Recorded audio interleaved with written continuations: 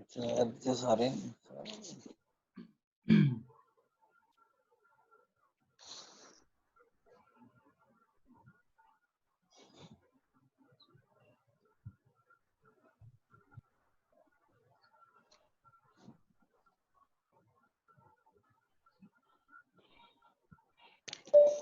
बस सही है। तू दिशान ना करी या दिशान मेरे ना करी है, मैं दिशान ना करी ना, इतने आपस कर जाने सर ना करे हुआ हफ्ता पहले तो मैंने कहता रह गया यार मैं सर ने डिस्कस की तो सर कहते क्लास करांगे तो क्लास में सर गल कर लांगा। ਹੁਣ क्लास आई तो तू कहना कि यार छोड़ दिया ਤੁਹਾਡੇ ਸਾਹਮਣੇ ਤੇ ਮੈਂ ਹੁਣ ਦਿਸ਼ਾਨ ਨਾਲ ਗੱਲ ਕਰ ਲਈ। ਚੰਗੇ ਕੰਮ ਕਰਦੇ ਪਿਆ ਯਾਰ, ਪ੍ਰੋਜੈਕਟ ਲੇਟ ਤੋਂ ਲੇਟ ਹੋਈ ਜਾ ਰਿਹਾ।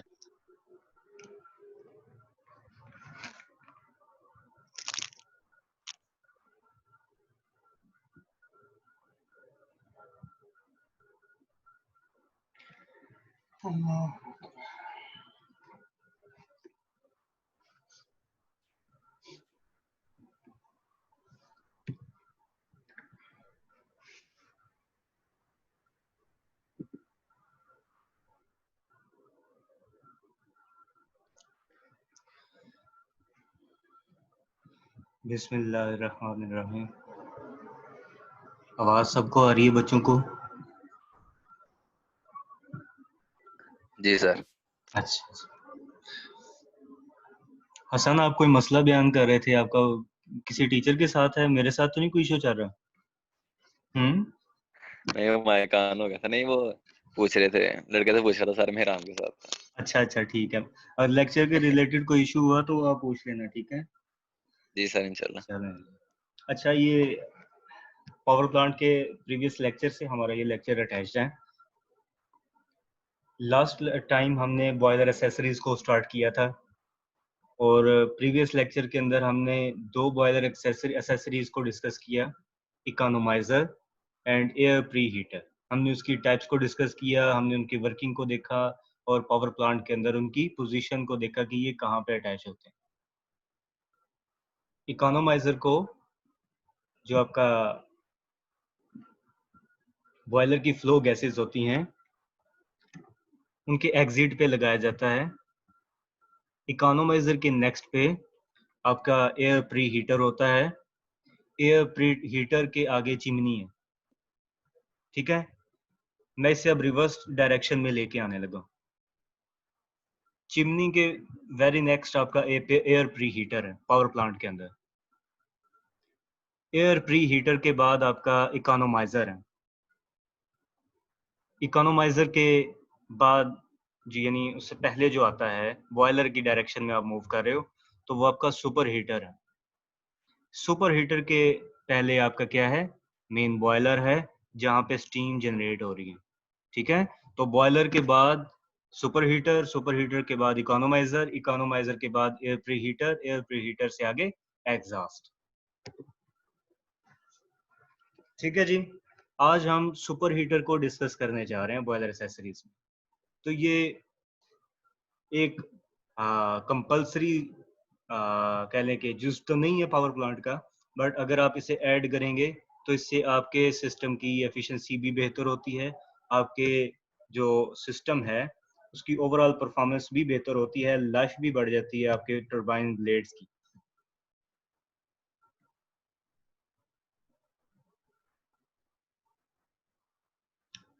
अभी आप एक डायग्राम देख रहे हो, ये सुपर हीटर है।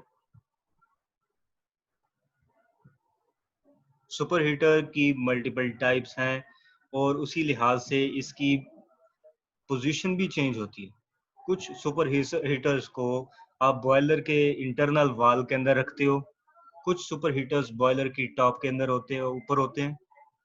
ठीक है जी। इसी तरह से सुपर हीटर्स जो हैं वो इनर और आउटर टाइप भी होते हैं, अपर टाइप भी होते हैं और मिडल टाइप भी होते हैं। ठीक है जी, कि वो कहाँ पे आपकी जो बॉयलर ट्यूब्स हैं वहां पे कहाँ पे उनकी अटैचमेंट है, कहाँ पे उनकी पोजीशन है।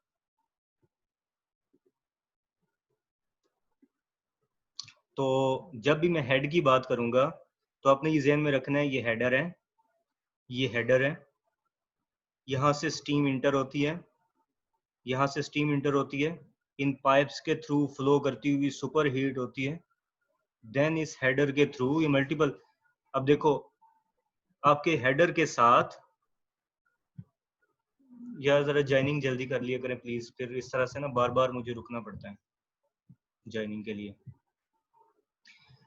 सुपर हीटर के अंदर क्या होते हैं, दो मेन हेडर्स हैं, ये मेन, इस हेडर के साथ मल्टीपल आपके हीट पाइप्स हो सकते हैं। ये एक सीरीज चल रही है, ठीक है, पाइप्स की, और ये इस तरह से ये जिगजैग जो है वो मूव कर रहे हैं। इसी तरह से ये नेक्स्ट सीरीज चल रही है। इस तरह से मल्टीपल आपके जो है वो पाइप के सेक्शंस होते हैं। तो ये एक सेक्शन भी हो सकता है जो कि पैरेलल मूव कर रहा है, सीरीज में मूव कर रहा है, या वो मल्टीपल सेक्शंस भी हो सकते हैं जो कि एक ही हेडर के साथ अटैच होंगे। यहाँ पे मल्टीपल सेक्शंस अटैच हैं एक हेडर के साथ। तो ये स्टीम को, वेट स्टीम को लेंगे, उसे सुपर हीट करेंगे, तो और देन आउटपुट में टरबाइन को दे देंगे।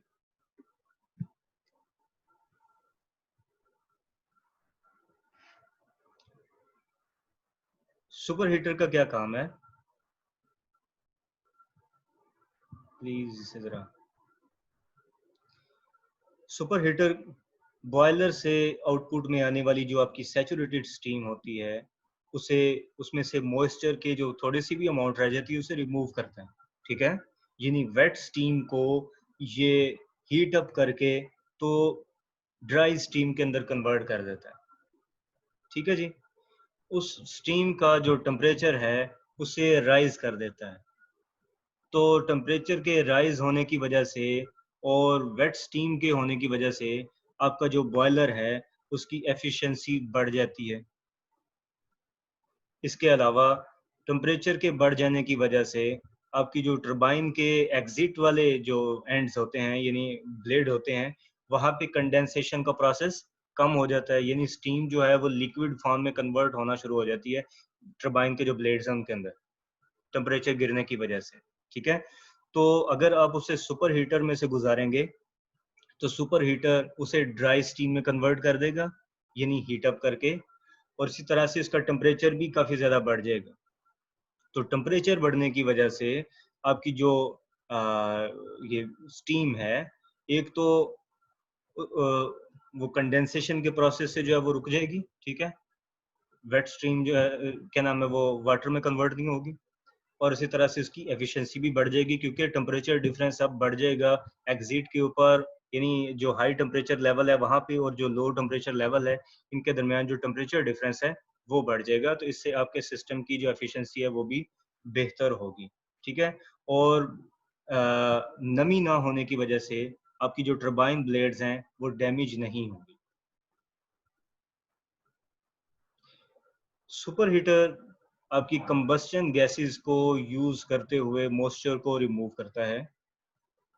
जो आपकी कंबस्शन गैसेस होती हैं, ये फर्नेस के अंदर जो आप फ्यूल बर्न कर रहे हो उसकी वजह से पैदा होने वाली फ्लो गैसेस हैं, या कंबस्शन की वजह से, प्रोसेस की वजह से जो बाय प्रोडक्ट गैसेस होती हैं, उन दोनों को यूटिलाइज करके आपका सुपर हीटर आपकी गैस को हीट अप कर रहा होता है। सुपर हीटर के अंदर मल्टीपल ट्यूब सर्किट्स होते हैं। ये ट्यूब सर्किट पैरेलल फैशन के अंदर अपने अंदर से जो वेट स्टीम है उसे लेके चलते हैं, उसके अंदर हीट ट्रांसफर करते हैं, देन उसके जो वेट पोर्शन है उसे ड्राई स्टीम के अंदर कन्वर्ट कर देते हैं। अब ये ड्राई स्टीम अपने मेन हेडर्स के साथ कनेक्टेड जो पाइप है वहां पे मूव हो जाती है। जो हीट है आपकी हॉट गैसेस की वजह से वो क्या कर देती है, आपकी गैस के टेम्परेचर को भी बढ़ा देती है। क्योंकि आपके जो सुपर हीटर है इसके अंदर टेम्परेचर जो है वो काफ़ी ज़्यादा चेंज हो रहा होगा, तो इस चीज़ को कंट्रोल करने के लिए कि आपके सुपर हीटर जो है इसके अंदर स्ट्रेसिंग ना हो, थर्मल स्ट्रेसिंग ना हो, तो आप क्या करते हो, दो तरह के फ्लो को यूज़ करते हो। काउंटर फ्लो को यूज़ करते हो और प्राइमरी सेक्शन के अंदर सेकेंडरी सेक्शन के अंदर आप पैरेलल फ्लो को यूज़ करते हो। सेकेंडरी सेक्शन जो होते हैं वहाँ पे टेम्परेचर ज़्यादा होता है, तो आप काउंटर फ्लो को क्या नाम है, सेकेंडरी सेक्शन जो होते हैं वहाँ पे आप पैरेलल सेक्शन को यूज़ करते हो, टेम्परेचर ज़्यादा होता है, ठीक है। और इसी तरह से जो आपका क्या नाम है प्राइमरी सेक्शन है वहाँ पे टेम्परेचर थोड़ा सा लो होता है, तो आप वहाँ पे काउंटर फ्लो को यूज़ करते हो। इससे हीट ट्रांसफ़र का जो अमाउंट है वो इक्वल हो जाता है, तो आपके जो सुपर हीटर्स हैं उनके जो जॉइंट्स हैं उनके ऊपर थर्मल स्ट्रेसिंग कम हो जाती है। जब हम मेन डायग्राम की तरफ जाएंगे जहाँ पे ये दोनों प्राइमरी सेकेंडरी सेक्शंस को इकट्ठा यूज़ किया गया है, तो वहाँ पे हम इसे डिस्कस करेंगे कहाँ किस पॉइंट के ऊपर पैरेलल सेक्शन फ्लो यूज़ किया गया होता है, कहाँ पे आपका काउंटर पैरेलल जो है वो काउंटर फ्लो जो है वो यूज़ किया गया होता है। तो मैं इन 2 स्लाइड्स को दोबारा से जो है वो रिपीट कर देता हूँ, क्योंकि जॉइनिंग की वजह से बार-बार हमें रुकना पड़ा है। सुपर हीटर को हम मॉइस्चर को रिमूव करने के लिए यूज़ करते हैं। ये सुपर हीटर आपके जो बॉयलर के आउटपुट से आने वाली गैसेस हैं उन्हें यूज़ करते हुए आपकी जो स्टीम है उसके टेम्परेचर को बढ़ाता है और उसे वेट से ड्राई स्टीम के अंदर कन्वर्ट कर देता है। इस वजह से आपका जो सुपर हीटर को यूज़ करने की वजह से आपकी कंडेंसेशन का प्रोसेस जो है वो स्लो हो जाता है टरबाइन के एंडिंग ब्लेड के ऊपर, और टेम्परेचर डिफरेंस बढ़ने की वजह से आपकी ओवरऑल जो एफिशिएंसी है पावर प्लांट की वो भी बढ़ जाती है, जो थ्योरेटिकल आप मेजर करते हो। सुपर हीटर के अंदर मल्टीपल पाइप्स होती हैं जो कि अपने अंदर से वेट स्टीम को ड्राई स्टीम में कन्वर्ट करती हैं। ये जो सेवरल मल्टीपल पैरेलल पाइप्स होते हैं ये मेन हेडर्स के साथ अटैच होते हैं। एक हेडर से आपकी स्टीम इंटर होती है वेट, और दूसरे हेडर से ड्राई स्टीम एग्जिट करती है।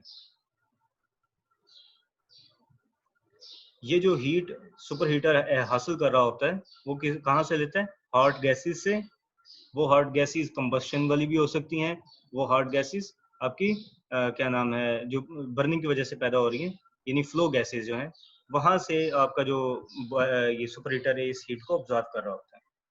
हम दो तरह के फ्लो के मेथड यूज करते हैं सुपर हीटर के अंदर, counter flow and parallel flow. Secondary section के अंदर पैरेलल फ्लो और प्राइमरी सेक्शन के अंदर आप काउंटर फ्लो को यूज करते हैं ताकि टेम्परेचर डिफरेंस कम हो जाए। जैसे आप बॉयलर के अंदर जो है वो इस चीज़ को देखते हैं कि आपके बॉयलर के अंदर जो है वो थर्मल स्ट्रेसिंग ना हो, आप प्री हीट करके तो फीड वाटर को जो है वो फीड करवाएं। इसी तरह से बाकी सारे के सारे जो आपका पावर प्लांट का सेक्शन है वहाँ पे भी इस चीज़ को जो है वो कोशिश की जाती है कि टेम्परेचर डिफरेंस जो है वो कम से कम हो, थर्मल स्ट्रेसिंग जो है वो आपके हाई प्रेशर सिस्टम्स के अंदर कम से कम हो, ताकि जॉइंट्स की लाइफ या आपके जो पाइप्स हैं, जो सेक्शंस हैं उनकी लाइफ बढ़ जाए।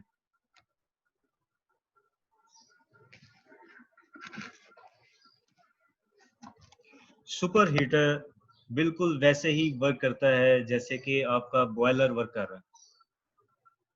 बॉयलर के अंदर एक कंबस्टन चैम्बर होता है, उस कंबस्टन चैम्बर की वजह से हीट जो पैदा होगी वो आपके वाटर को हीट अप करके स्टीम में कन्वर्ट कर देगी।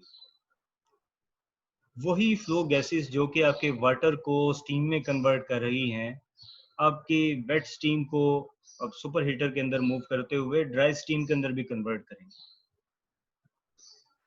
तो जो हाई टेम्परेचर गैसेस आपके सुपर हीटर की ट्यूब्स के अंदर से जा रही होती हैं वो क्या कर देती हैं, स्टीम के टेम्परेचर को मज़ीद इंक्रीज कर देती हैं, यानी आपका जो टेम्परेचर का ट्रांसफ़र था वो मज़ीद बेहतर हो जाता है।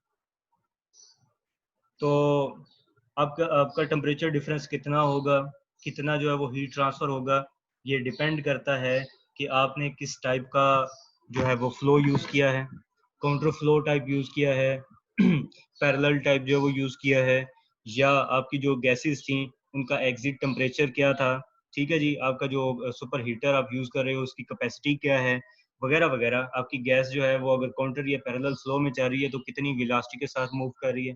जितनी हायर वेलोसिटी, जितना काउंटर फ्लो होगा, उतनी ज्यादा टेम्परेचर जो है वो ट्रांसफर होगा। ठीक है जी।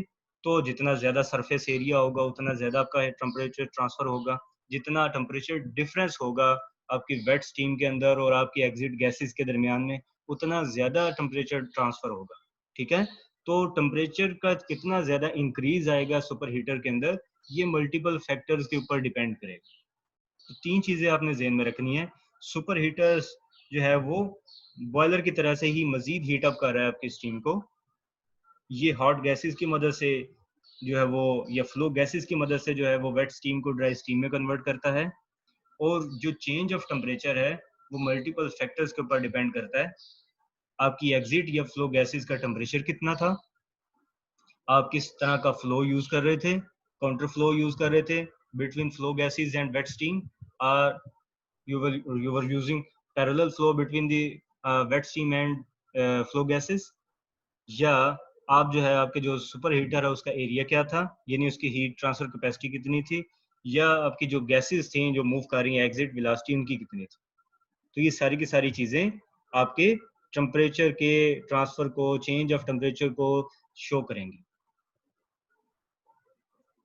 सुपर हीटर्स को 3 बेसिक क्लासेस के अंदर डिफाइन किया गया: convective type, radiant type and pendant type super heaters. Pendant type जो आपके सुपर हीटर होते हैं, ये कन्वेक्टिव और रेडिएंट दोनों तरह के सुपर हीटर्स का कंबाइंड फॉर्म है। जो रेडिएंट टाइप सुपर हीटर होता है, इसे कंबस्टन चैम्बर के करीब आप जो है वो रखते हैं। बाज डिजाइन के अंदर इसे जो आपका बॉयलर है उसकी वाल्स के अंदर रखा जाता है। बाज डिजाइन्स में इसे बॉयलर के बिल्कुल टॉप के ऊपर जो है वो रखा जाता है। तो ये जो स्टीम को हीट अप करता है थ्रू रेडिएशन करता है। ठीक है। यानी जब आप किसी हीट सोर्स के पास किसी चीज को रखेंगे तो जाहिर सी बात है हीट सोर्स से जो रेडिएशन की फॉर्म में हीट जा रही है वो आपके दूसरे जो ऑब्जेक्ट है उसे हीट अप करेगी। तो डायरेक्ट कांटेक्ट तो नहीं होता, बट रेडिएशन की फॉर्म में जो आपकी हीट एस्केप कर रही होती है बॉयलर से, उसे आपका radiant type super heater absorb करके तो मजीद आपकी स्टीम को हीट अप करता है। जो कन्वेक्टिव टाइप सुपर हीटर होते हैं, ये थ्रू कन्वेक्शन आपके हीट के ट्रांसफर को जो है वो कंप्लीट करवाते हैं। तो ये बॉयलर के इनसाइड नहीं होते, ये बॉयलर के टॉप पे नहीं है, ये फ्लो गैसेस के पाथ में है। जो आपकी फ्लो गैसेस चिमनी की तरफ मूव कर रही हैं, तो इकोनोमाइजर से पहले आपके कन्वेक्टिव टाइप सुपर हीटर आते हैं। फ्लो गैसेस अपनी हीट ट्रांसफर करने के बाद कन्वेक्टिव टाइप सुपर हीटर के पाइप्स के अंदर के ऊपर से जो है वो, यानी उसके सरफेस के ऊपर से फ्लो करती हुई अपनी हीट को मजीद ट्रांसफर करती हुई, मूव करती हुई कहाँ पे चली जाती हैं, इकोनोमाइजर के अंदर। वहां पे अब वो वाटर को प्री हीट करते हुए मजीद आगे एयर को प्री हीट करने के लिए एयर प्री हीटर में चली जाती, देन एयर प्री हीटर से वो हवा में एग्जिट कर दी जाती। इसी तरह से सुपर हीटर्स के अंदर एक सेपरेटली फायर्ड सुपर हीटर भी यूज किया जाता है। सेपरेटली फायर्ड सुपर हीटर्स का जो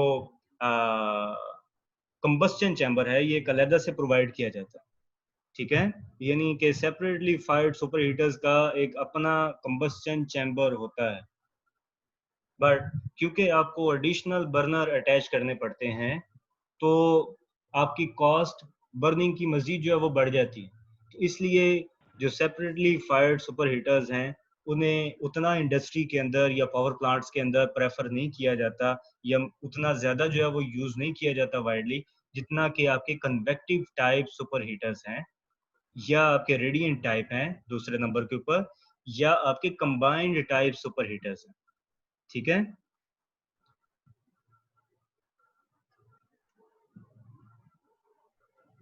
कन्वेक्टिव टाइप सुपर हीटर्स, जैसे मैंने आपको ये बताया कि ये फ्लो गैसेस के साथ थ्रू कन्वेक्शन अपनी हीट का ट्रांसफर करवाते हैं। ठीक है। जो फ्लो गैसेस आपके वाटर को स्टीम में कन्वर्ट करने के बाद एग्जिट कर रही थी बॉयलर से, अब वो फ्लो गैसेस सबसे पहले आपके कन्वेक्टिव टाइप जो कह ले के सुपर हीटर है उसके अंदर से फ्लो करेंगी। ठीक है। और थ्रू कन्वेक्शन जो उसके पाइप्स हैं जहां से वेट स्टीम फ्लो कर रही है उसे सुपर हीट करती हुई एग्जिट करती जाएंगी। जो हीट अब्जॉर्ब होगी वो कहाँ, किस लिए यूज होगी? आपकी वेट स्टीम के टेम्परेचर को इंक्रीज करने के लिए यूज की जाएगी। ठीक है जी। इस तरह से आपकी जो स्टीम आउटपुट होगी वहां पे टेम्परेचर क्या हो जाएगा, बढ़ जाएगा। जहां पे आपकी स्टीम इनपुट हो रही होगी वहां पे टेम्परेचर क्या होगा, थोड़ा सा कम होगा। अब क्योंकि कन्वेक्टिव टाइप सुपर हीटर्स जो होते हैं ये थ्रू कन्वेक्शन हीट का ट्रांसफर करवा रहे हैं, तो जितनी आपकी फ्लो गैसेस की अमाउंट बढ़ेगी, यानी कंबस्टन का प्रोसेस ऐसी बात है जितना बढ़ेगा, जितनी आपकी स्टीम ज्यादा जनरेट होगी उतना ज्यादा हीट का ट्रांसफर करवाएंगे। क्यों? क्योंकि ज्यादा स्टीम जनरेट होगी तो पाइप्स के अंदर से फ्लो बढ़ गया, ज्यादा कंबस्टन होगी तो जो पाइप के ऊपर से फ्लो गैसेस जा रही थी उनकी अमाउंट बढ़ गई। तो दोनों टाइप के जो मटेरियल्स कह लें कि फ्लूइड्स हैं या आपके गैसेस हैं, उनकी अमाउंट बढ़ने की वजह से, फ्लो की मिकदार बढ़ने की वजह से, वेलोसिटी बढ़ने की वजह से transfer of heat and change of temperature बढ़ जाएगा। ठीक है। तो कन्वेक्टिव टाइप सुपर हीटर्स हैं, इनका फ्लो के लिहाज से इनके आउटपुट में क्या आता है, एक इंक्रीज आता है। बर्निंग की वजह से फ्लो गैसेस बढ़ती हैं तो इंक्रीज आता है। ठीक है जी। या ज्यादा स्टीम पैदा हो रही है देन फिर भी ये अपने अंदर ज्यादा हीट ट्रांसफर करवाते हैं, दो के टेम्परेचर गिरना शुरू हो जाएगा आउटपुट पे, बट ट्रांसफर ऑफ हीट बढ़ना शुरू हो जाएगी। ठीक है जी। टेम्परेचर और हीट डिफरेंस है, दोनों डिफरेंट है। मैकेनिकल के स्टूडेंट शायद इसे समझते होंगे। जो हीट होता है ये एनर्जी है। ठीक है। तो और टेम्परेचर क्या है, ये आपके मटेरियल के अंदर स्टोर्ड फॉर्म में कितनी काइनेटिक एनर्जी है, ये उसका टेम्परेचर होता है। ठीक है। यानी कि वाइब्रेशनल मूवमेंट कितनी ज्यादा है तो वो उसका टेम्परेचर है। और जितनी ज्यादा उसके अंदर जो एनर्जी स्टोर्ड होगी वो उसकी हीट होगी। जैसे पावर है, जैसे एनर्जी है, इसी तरह से टेम्परेचर है और आपकी हीट एनर्जी है। तो दोनों डिफरेंट फॉर्म्स हैं। मुमकिन है एक ऐसा मटेरियल है जिसकी कोफिशिएंट ऑफ हीट ज्यादा है तो वो अपना टेम्परेचर चेंज करने में ज्यादा टाइम लेगा, इसी तरह से वो अपना टेम्परेचर लूज करने में भी जो है वो उतना ही ज्यादा टाइम लेगा क्योंकि उसके अंदर हीट एनर्जी ज्यादा स्टोर होगी। इसी तरह से जो आपके मटेरियल ज्यादा हीट अप होंगे वो उतनी ही जल्दी हीट को लूज भी कर देंगे, तो उनका टेम्परेचर भी जल्दी राइज या फॉल कर जाएगा। ठीक है। तो ये सारे के सारे डिफरेंस आपके कोफिशिएंट ऑफ थर्मल कंडक्शन की वजह से, उनकी हीट कैपेसिटी की वजह से जो है वो चेंज होते रहेंगे। हम कन्वेक्टिव टाइप सुपर हीटर की बात कर रहे थे। तो ये पॉइंट नंबर 2 आपका फर्नेस है। पॉइंट नंबर 1 आपका कन्वेक्टिव टाइप सुपर हीटर है और ये आपके हीट ट्रांसफर सरफेसेस हैं। ठीक है जी। तो फर्नेस के अंदर जो कंबस्शन हो रही है, जो फ्लो गैसेस हो रही हैं, ये अपना वर्क करने के बाद फर्नेस से एग्जिट करेंगी। देन ये अलग सेक्शन में इंटर होती हुई इन पाइप के ऊपर से थ्रू कंडक्शन जो है वो अपनी हीट ट्रांसफर करते हुए यहाँ से एग्जिट कर जाएंगी ये गैस। ठीक है। तो गैस ने यहाँ से फर्नेस से वर्क करने के बाद आपके जो कन्वेक्टिव टाइप सुपर हीटर है इसके पाइप्स में से फ्लो करना है, देन इसने एग्जिट करना है। तो जब ये गैस इन पाइप्स के सरफेसेस के ऊपर से फ्लो करेगी यहाँ से इस डायरेक्शन में, तो जो वेट स्टीम पैदा हो रही थी वो भी यहाँ से इस डायरेक्शन में इन पाइप्स के अंदर फ्लो कर रही है। तो इससे जो आपकी गैस है उसका टेम्परेचर मजीद बढ़ना शुरू हो जाएगा। नेक्स्ट जो आपने टाइप देखी थी वो थी radiant type super heaters. Radiant type super heaters को फर्नेस के जो वाल्स हैं उसके अंदर जो है वो रखा जाता है, और जो आपका फ्यूल बर्न करने की वजह से जो heat in the form of radiation जाया हो रही है उसे रेडियंट टाइप सुपर हीटर जो है वो ऑब्जर्व कर रहा है। सुपर क्योंकि रेडिएशन के फॉर्म में जितनी भी हीट जनरेट होगी इस सुपर हीटर ने उसे ऑब्जॉर्व करके तो हीट अप करना है।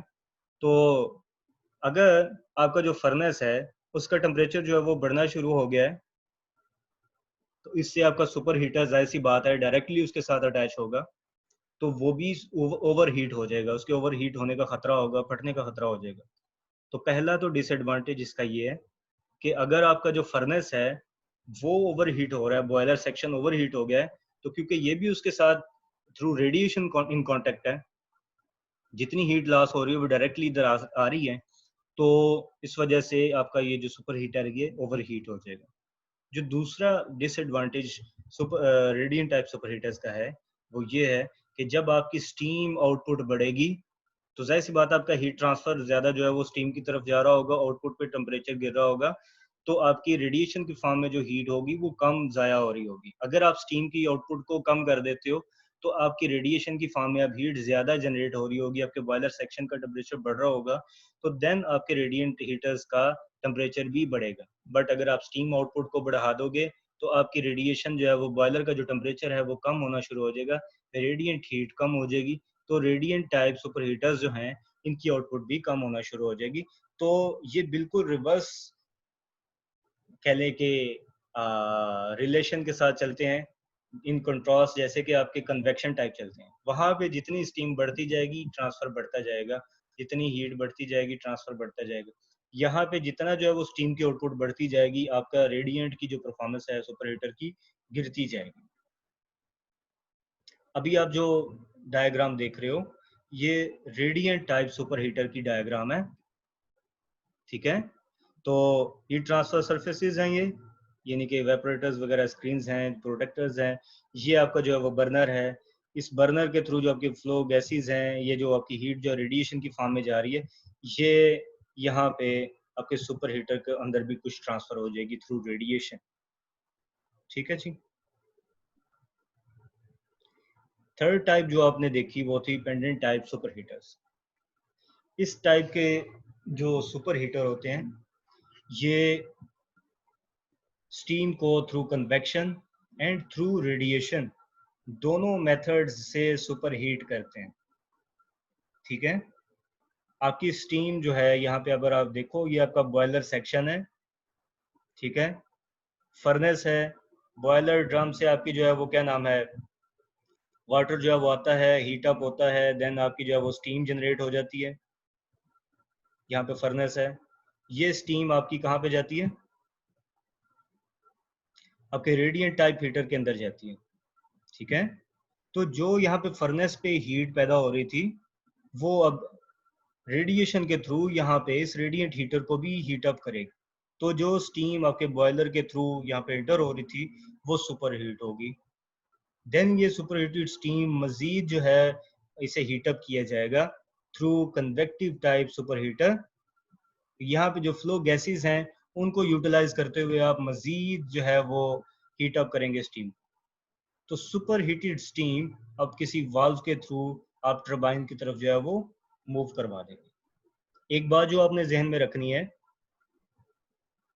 कि जो कन्वेक्टिव टाइप ये वाले जो आप देख रहे हो, कन्वेक्टिव टाइप सुपर हीटर का 1/4 ऑफ द सेक्शन जो है उसमें काउंटर फ्लो को यूज किया जाता है।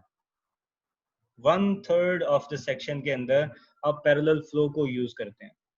इसकी वजह यह है कि अगर आप सारे के सारे सेक्शन के अंदर काउंटर फ्लो को यूज करेंगे तो आपकी जो एग्जिट टेम्परेचर है, यहाँ पे ये इंट्री टेम्परेचर था, ये एग्जिट टेम्परेचर है, एग्जिट टेम्परेचर एंट्री पॉइंट के टेम्परेचर से बहुत ज़्यादा हो जाएगा। तो इससे आपका जो ये सुपर हीटर है इसके दोनों एंड टेम्परेचर डिफरेंस को हैंडल करना पड़ेगा, ना काफ़ी ज़्यादा टेम्परेचर डिफरेंस को हैंडल करना पड़ेगा। तो इससे जो थर्मल स्ट्रेसेस पैदा होंगी ये आपके सुपर हीटर को डैमेज करेंगे। तो इसकी लाइफ को बेहतर करने के लिए दो कि हम टेम्परेचर का भी कुछ जो है वो लॉस बर्दाश्त कर रहे हैं, क्या करते हैं 3/4 of the convective type superheater section is made of counterflow while remaining 1/3 जो है उसे आप कहाँ पे कैसे डिजाइन करते हैं for parallel flow, ठीक है। तो 1/4 सेक्शन के अंदर पैरेलल आपकी जो है फ्लो गैसेस भी जा रही हैं और आपकी स्टीम भी जा रही है और ये एक ही डायरेक्शन में पैरेलल फ्लो करते हुए हीट को ट्रांसफर कर रही है। और 3/4 ऑफ द सेक्शन के अंदर आपकी स्टीम और जो आपकी क्या नाम है फ्लो गैसेस हैं ये काउंटर फ्लो, यानी अगर आपको फ्लो गैसेस पाइप के ऊपर जो है वो फ्रॉम लेफ्ट टू राइट जो है मूव करती हुई जा रही हैं, तो आपके जो स्टीम है, वेट स्टीम है, ये फ्रॉम राइट टू लेफ्ट जो है वो मूव करते हुए हीट को ट्रांसफर करवाएंगे, और काउंटर फ्लो के अंदर हीट ट्रांसफर ज्यादा होता है। ठीक है,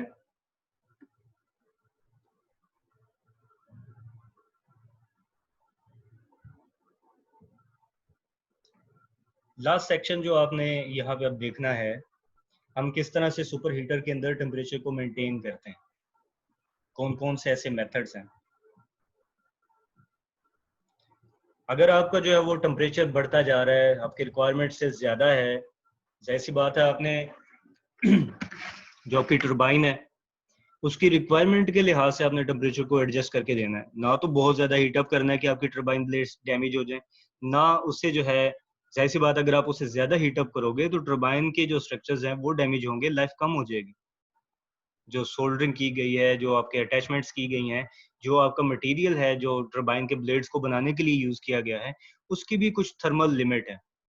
अगर आप उससे ज़्यादा हाई टेम्परेचर के ऊपर जो है वो इनपुट देना शुरू कर देंगे एफिशिएंसी को बढ़ाने के लिए, तो आपकी टरबाइन डैमेज हो जाएगी, ब्लेड्स डैमेज हो जाएंगे, उसकी लाइफ बहुत कम हो जाएगी। तो इसी तरह से अगर आप टेम्परेचर को जो है वो लो किसी लेवल के ऊपर लेके, तो फिर कि हमारी टरबाइन जो है वो डैमेज ना हो, तो सप्लाई करना शुरू करेंगे, तो टरबाइन के एग्जिट पॉइंट के ऊपर आपकी जो है वो कंडेंसिंग शुरू हो जाएगी, और वही स्टीम जो है वो वाटर के अंदर कन्वर्ट होके आपकी टरबाइन को बहुत ज़्यादा डैमेज करेगी।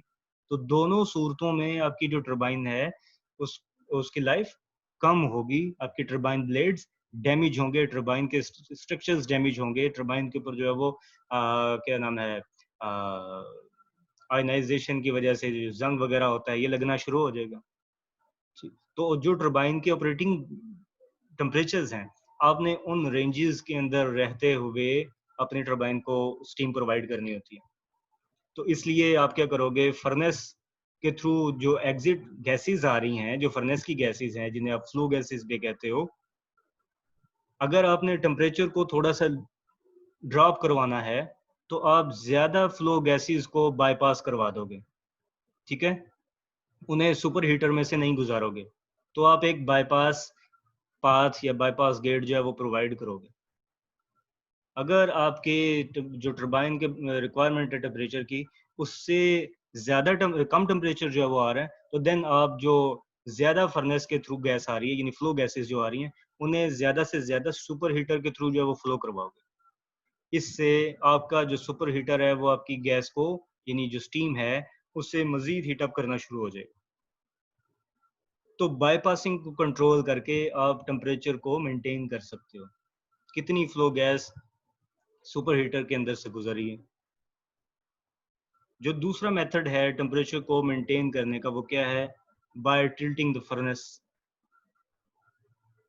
बर्नर्स जो हैं, जाहिर सी बात है उनकी डायरेक्शन को जब आप चेंज करोगे तो इससे भी हीट का ट्रांसफर चेंज होना शुरू हो जाएगा, जो बर्नर्स होंगे।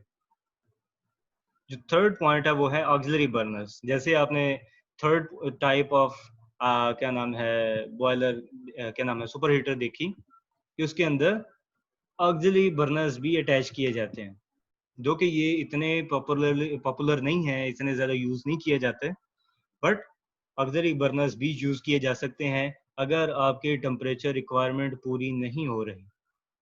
ठीक है, अगर टेम्परेचर रिक्वायरमेंट से कम है, सारी की सारी गैसेस जो फ्लो गैसेस हैं वो भी सुपर हीटर से फ्लो कर रही हैं, फिर भी आपको जो रिक्वायर्ड टेम्परेचर है वो अटेन नहीं हो रहा, तो आप क्या करोगे देन, आप ऑक्सिलरी बर्नर्स को भी ऑन कर सकते हो, ताकि जो आपका सेट टेम्परेचर है, जो रिक्वायर्ड टेम्परेचर है, वो आप अटेन कर सको। लेट्स से आपने जो है वो गैसेस को काफ़ी ज़्यादा बाईपास किया है, देन फिर भी आप जो है वो फर्नेस को टिल्ट कर रहे हो, फिर भी आपका टेम्परेचर रिक्वायर्ड लेवल पे नहीं आ रहा, तो आप डी सुपर हीट कर सकते हैं बाय यूजिंग वाटर सप्लाई। जो आपकी सुपर हीटेड स्टीम है उसका टेम्परेचर आप थोड़ा सा कम कर सकते हैं। ठीक है, उससे क्या होगा, वाटर सप्लाई आपकी सुपर हीटेड स्टीम के कुछ जो हीट है उससे एक्सट्रैक्ट कर लेगी, तो जितना आपका लेवल होगा रिक्वायर्ड वाटर का, वो वहाँ सॉरी सुपर हीटेड स्टीम के टेम्परेचर का, वो वहाँ पे सेट हो जाएगा। थर्ड जो है वो क्या है कि आप प्री कंडेंसिंग जो है वो कर लें। ठीक है जी, कैसे कर सकते हैं? जाहिर सी बात है, आप उससे वाटर स्प्रे करेंगे, जैसे आपके जो है वो कंडेंसर्स में यूज किया जाता है, इसी तरह से आप स्टीम को प्री कंडेंस कर सकते हैं। 6 जो आपके पास पॉइंट आ रहा है हीट को बढ़ाने का, टेम्परेचर को बढ़ाने का, वो क्या है?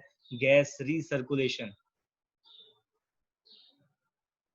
आप अपने सुपर हीटर के अंदर एडिशनल सेक्शंस इंट्रोड्यूस करवा सकते हैं, जो कि अगर आपको ज़रूरत पड़े तो थ्रू कंट्रोल सेक्शन या कंट्रोल रूम आप उन एडिशनल सेक्शंस को भी ऑन करके तो उन पाइप्स के थ्रू मज़ीद गैस को रीसर्कुलेट करवा सकें।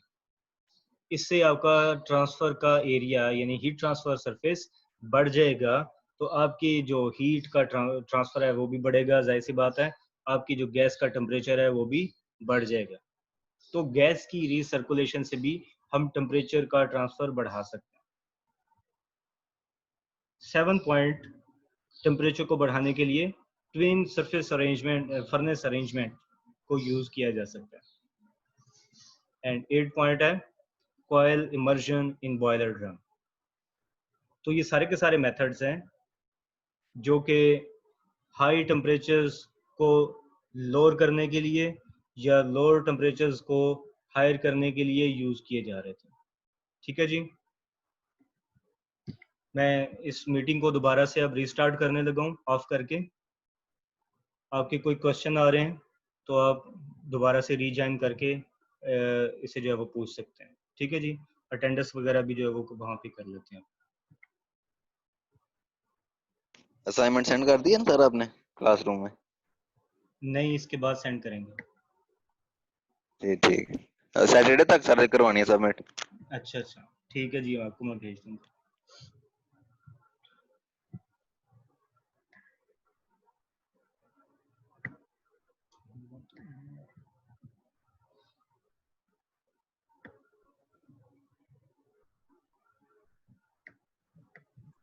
सारी वीडियो जो है ना रिकॉर्ड की हुई है, सेंड कर दें गूगल क्लासरूम।